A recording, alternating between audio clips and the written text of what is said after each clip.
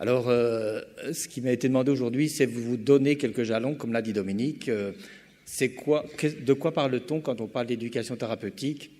Alors, excusez-moi, je voulais quand même aussi dire avant, je suis très très content de retrouver plein de gens que je connais dans cette salle. C'est un vrai plaisir de vous retrouver, de voir votre dynamisme et de suivre tout ce que vous êtes en train de faire et pourquoi vous œuvrez en éducation thérapeutique. Et pour les personnes que je ne connais pas encore, on va faire connaissance dans cette intervention et dans les pauses aussi. Alors, l'éducation thérapeutique, ce que je vous propose comme plan, c'est 4 parties rapides. D'abord, concevoir, c'est quoi l'éducation thérapeutique? Est-ce qu'on peut en faire une définition? Derrière, il y a pratiquer. Alors, comment faire? C'est vraiment la question souvent qu'on se pose, que vous vous posez sûrement.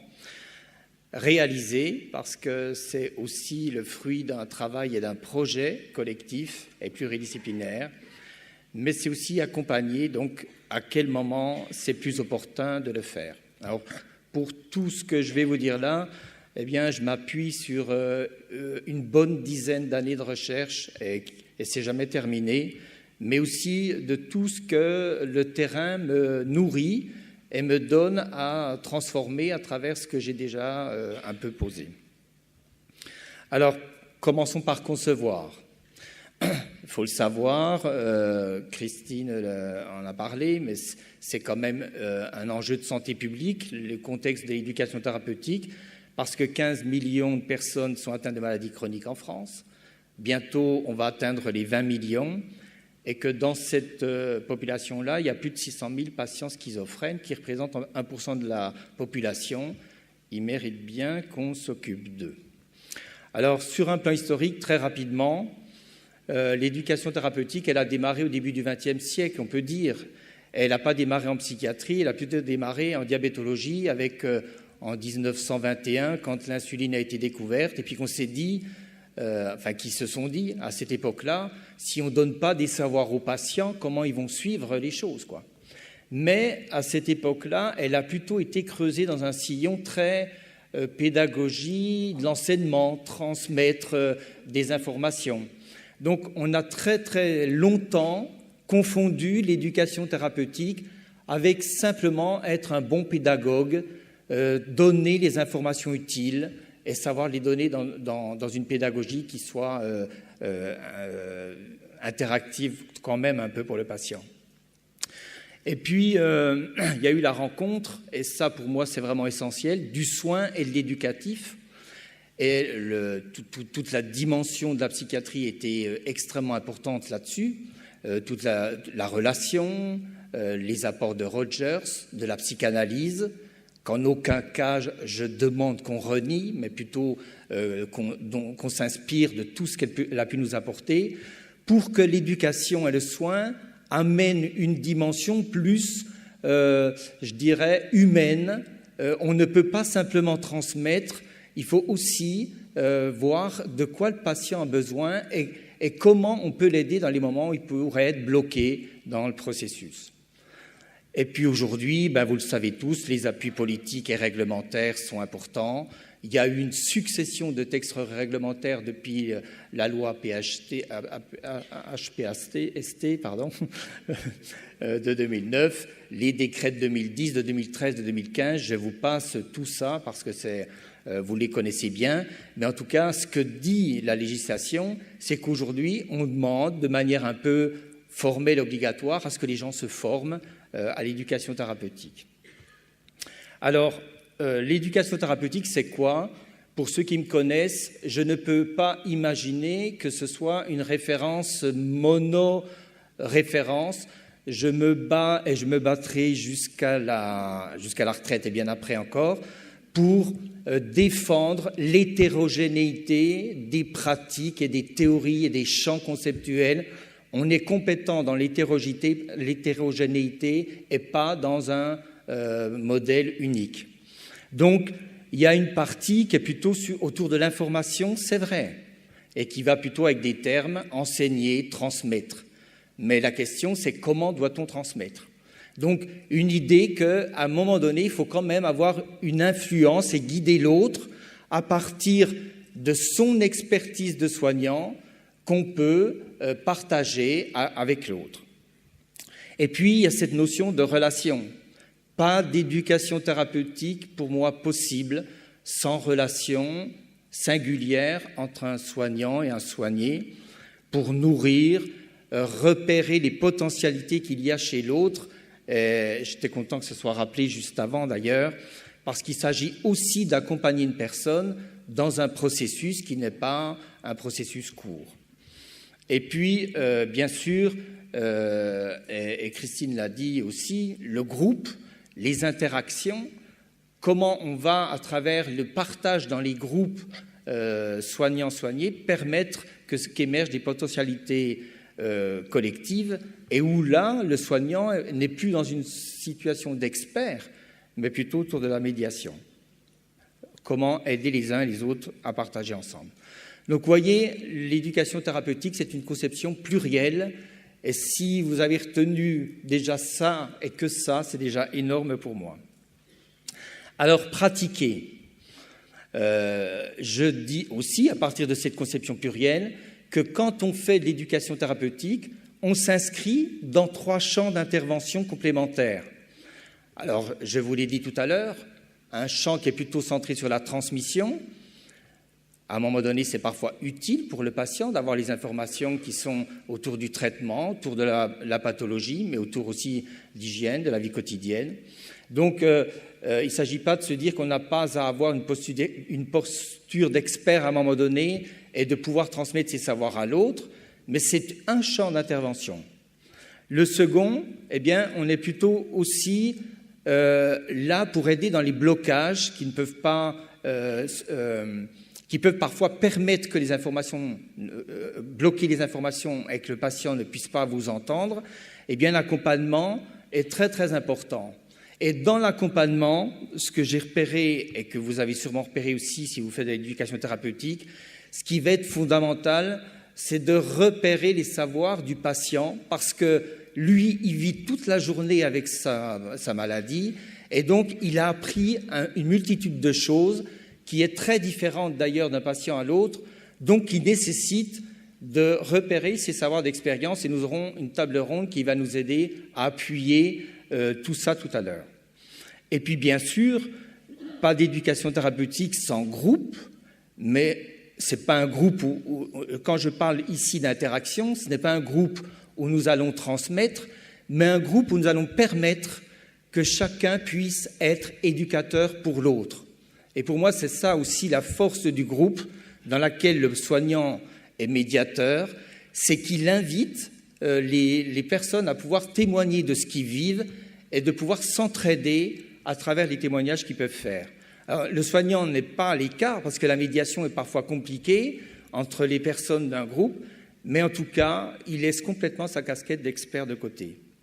Donc, à travers, c'est une grille de lecture à laquelle je vous invite.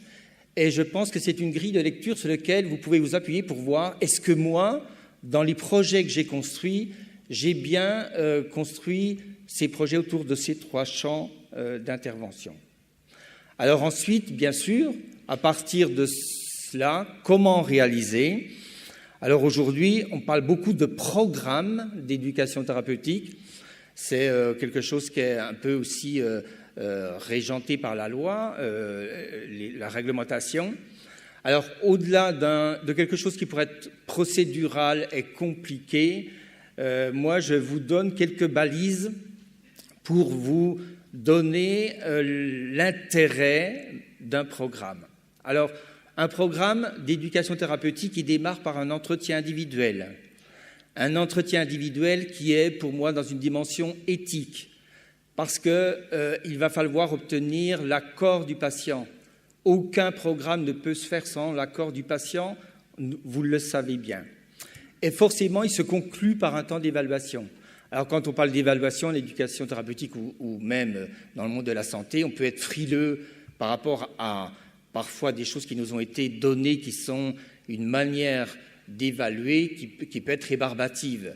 Évaluer, c'est pour moi un entretien qualitatif dans lequel le patient va vous dire en quoi ce chemin qu'il a fait avec vous est intéressant. Donc, ce n'est pas simplement cocher des cases, ce serait un peu réducteur. Un point important qui est aussi, je dirais, sur lequel j'attire votre attention, c'est qu'un programme, il n'a de vie que s'il est en cohérence avec des valeurs humanistes, soignantes. Alors, ce n'est pas des valeurs que vous posez pour faire beau dans le programme, mais des valeurs qui vont dicter tout ce que vous allez faire derrière. C'est-à-dire que les valeurs, votre finalité, la direction que vous prenez, on doit la retrouver tout au long du projet. C'est votre guide. Il est structuré en séquences individuelles et collectives sur les 3 champs d'intervention dont je vous ai parlé tout à l'heure. Et la question que vous devez vous poser, c'est par quoi on commence? Qu'est-ce qui va donner un attrait à la personne d'entrer dans ce processus-là? Si vous commencez à faire quelque chose qui est très académique, vous risquez de les faire fuir. Donc, il vaut mieux, en psychiatrie, on est assez attiré par le café, par la convivialité. Eh bien, démarrer dans la convivialité, c'est quand même sûrement la meilleure manière de démarrer. Et puis, le programme, il décrit un parcours réfléchi, c'est-à-dire que c'est vous qui allez décider avec les personnes, avec les patients, eh bien, quelle est la cohérence? Par quel endroit passer? Et pourquoi on va plutôt prendre ce parcours-là qu'un autre? Alors, ça vous donne une latitude extraordinaire parce qu'il n'y a pas un modèle type. Vous avez à vous approprier votre créativité et si vous regardez les programmes qui sont construits à travers la France, eh bien, on a des choses très différentes, mais tout aussi intéressantes les unes que les autres. Alors, pas de programme sans pluridisciplinarité, c'est l'affaire de toute l'équipe, infirmiers, aides-soignants, psychiatres, cadres, diététiciens, ergothérapeutes, et j'en passe, assistants sociaux. C'est l'affaire de toute une équipe pluridisciplinaire. La qualité d'un programme, c'est la qualité d'inviter l'équipe dans ce programme. Alors, il y a des critères d'inclusion. Je passe très vite sur cet aspect-là. C'est vous qui définissez à qui vous voulez qu'il s'adresse. Alors, juste une toute petite photographie. Aujourd'hui, en 2015, on a à peu près 4000 programmes qui ont été réalisés en France, total, de toutes les disciplines confondues. En psychiatrie, nous sommes à 137, donc vous voyez, on est encore un peu dans les prémices. Il y a encore beaucoup de chemin à accomplir, mais on a quand même plus que doublé en quelques années, et on sent bien qu'il y a quelque chose qui est en train d'émerger à travers ce que j'entends et vos témoignages. Alors, cependant, j'attire aussi votre attention sur un point: quel risque de faire des programmes? Parce qu'il y a des risques, et je pense que c'est important que vous ne les oubliez pas. Le risque, ce serait que le programme serve à davantage contrôler une population. Et pour moi, ce serait vraiment pas un bel objectif. Qu'on fasse un programme uniquement pour une raison économique. Alors bien sûr, on ne va pas se le cacher, si ça a tant été poussé par le politique, c'est dans l'objectif que les personnes sortent plus vite et s'approprient plus rapidement leur santé. Mais en tout cas, ça ne doit pas être la seule valeur, autrement je pense qu'on va droit dans le mur. Aucun programme tient dans la durée s'il n'est pas d'abord centré sur l'intentionnalité et les valeurs dont je parlais tout à l'heure. C'est les programmes vivants centrés sur vos valeurs professionnelles, c'est ceux-là qui tiennent dans la durée. Et puis, je dirais une dernière prudence, le programme n'est pas une vérité thérapeutique. C'est-à-dire que, ok, je défends l'éducation thérapeutique, mais ce n'est pas la seule manière de soigner. Il y en a d'autres. Donc, c'est une possibilité parmi bien d'autres, puisqu'il y a des patients qui passeront jamais par l'éducation thérapeutique. Alors, quelles sont les opportunités pour les patients? Eh bien, la première, c'est de se retrouver au cœur d'une attention. Et j'ai vraiment perçu, à travers les équipes que j'ai accompagnées, comment les personnes, et il y a un article fameux dans la revue Santé mentale de l'année dernière, du mois d'août, où les patients se sentaient à nouveau, et les familles aussi, se sentaient à nouveau reconnus à travers ces projets qui étaient construits en équipe. Alors, se situer dans une cohérence structurante, pourquoi je dis ça? Parce que quand on fait des formations, souvent, les personnes, elles disent, en fait, c'est des choses qu'on fait déjà, mais qu'on n'arrive pas très bien à matérialiser, à construire. Et donc, le fait qu'un programme permette de structurer les choses et de les rendre un peu plus cohérentes et vivantes, eh bien, c'est très intéressant. Mais aussi pour les patients, qu'ils soient accueillis dans leur singularité. Parce qu'un programme ne doit jamais faire oublier qu'il y a des singularités, des demandes différentes, des personnes qui peuvent avoir des témoignages différents, et c'est ça qui fait la richesse de l'éducation thérapeutique. Alors bien sûr, quelque chose qui est très très fort pour moi aujourd'hui, accompagner la personne vers son projet de vie, avec mes dernières recherches, que j'ai vraiment compris et posé, c'est que l'éducation thérapeutique, elle a d'intérêt que si elle permet la remobilisation du projet de vie avec la personne. Et ce dont on parle beaucoup aujourd'hui, comment aider le patient à devenir partenaire, ressource. Certains parlent d'expert, mais je trouve que c'est un mot qui est parfois ambigu, en tout cas qui soit associé complètement à ce parcours-là.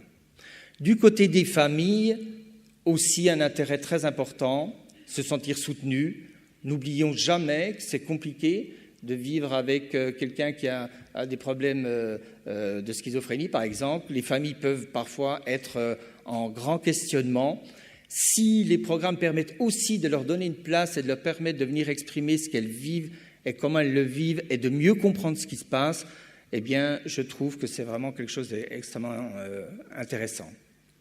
Se soutenir entre elles, tout à fait. Et devenir ressource, ça, c'est aussi quelque chose qui est une très, très belle finalité. Alors, du côté des soignants, ce que j'ai beaucoup repéré, c'est comment, grâce à des projets de construction de programmes, les équipes commençaient à rediscuter sur « on doit travailler ensemble, on est une équipe pluridisciplinaire ». Ça a été pour moi un vrai choc de me dire qu'aujourd'hui, avec les difficultés actuelles des terrains, parfois il n'y a plus beaucoup de réunions pluridisciplinaires et que parfois la construction des programmes permettait de se retrouver en équipe et de retrouver des valeurs qui sont très lointaines du métier. Valoriser les rôles de chacun, ça c'est très important. L'infirmier a une place tout aussi légitime et intéressante que le psychiatre, et je trouve que ça c'est vraiment redonner toute sa place à la reconnaissance des professionnels.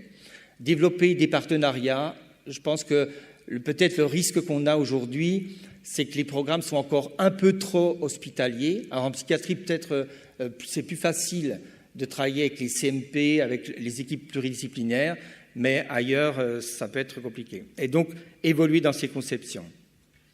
Alors, je termine par ma dernière diapo. Quand est-ce qu'on peut proposer l'éducation thérapeutique? Eh bien, je ne pourrai pas beaucoup développer cette partie-là, mais ce qui est peut-être intéressant pour vous, c'est de vous dire qu'il y a des étapes, un processus, et que la première étape, c'est la crise, c'est le démarrage, c'est l'annonce diagnostique, c'est le traitement, c'est les premières informations. C'est à cette étape-là où je pense que c'est important plutôt de réfléchir à des prérequis qui peuvent ensuite permettre l'éducation thérapeutique. Mais ce n'est sûrement pas à cette étape-là où l'éducation thérapeutique va être la plus pertinente. Et puis, au moment où la personne est un peu près stabilisée, on peut parler d'éducation thérapeutique, éduquer, mais éduquer ne va pas sans associer la personne, parce que la personne va toujours réaménager ce que vous lui avez dit pour la rendre compatible avec sa vie. Et ça, c'est absolument un préalable quand on fait de l'éducation thérapeutique, de savoir que tout ce qu'on dit ne pourra pas être forcément pris. L'autre va le réaménager et c'est heureux comme ça. Et puis la dernière partie, c'est plutôt une notion, un concept que j'ai un peu construit ces dernières années. Pour moi, l'éducation thérapeutique va au-delà de l'éducation thérapeutique. Et comme je ne savais pas comment le dire, j'ai parlé d'éducation thérapeutique développementale, c'est-à-dire centrée sur la vie avec les soins, où là, le soignant va pouvoir aider et accompagner à l'élaboration du projet de vie de la personne. Alors tout ça, je suis obligé de passer vite, mais il y a 6 grandes étapes. Vous pourrez retrouver, pour ceux que ça intéresse, tous ces aspects-là dans l'ouvrage que j'ai fait. Alors ma conclusion, je suis arrivé au terme. Je vous ai mis 2 petits témoignages qui sont les plus récents. J'aurais pu en mettre 150, pas tellement j'ai eu de choses de retour. Un infirmier qui dit « Le retentissement de la psychose, l'ombre qu'elle produit sur le quotidien du sujet qui en souffre, ne doit pas nous décentrer des potentialités qui demeurent, du projet de vie possible et d'une qualité de vie la plus satisfaisante possible. En ce sens, l'éducation thérapeutique du patient est précieuse. » Et puis le témoignage de David, qui souffre de psychose. « Le travail au sein du groupe m'a permis de décoller de ce que la maladie me faisait vivre. Prenant conscience de ma pathologie, j'ai intégré qu'il existait des moyens pour vivre avec. J'ai pu identifier mes voies comme des phénomènes pathologiques et non plus comme l'expression d'une réalité menaçante. J'ai identifié les contextes de leur survenue pour apprendre à les tenir à distance. » Voilà, je vous remercie.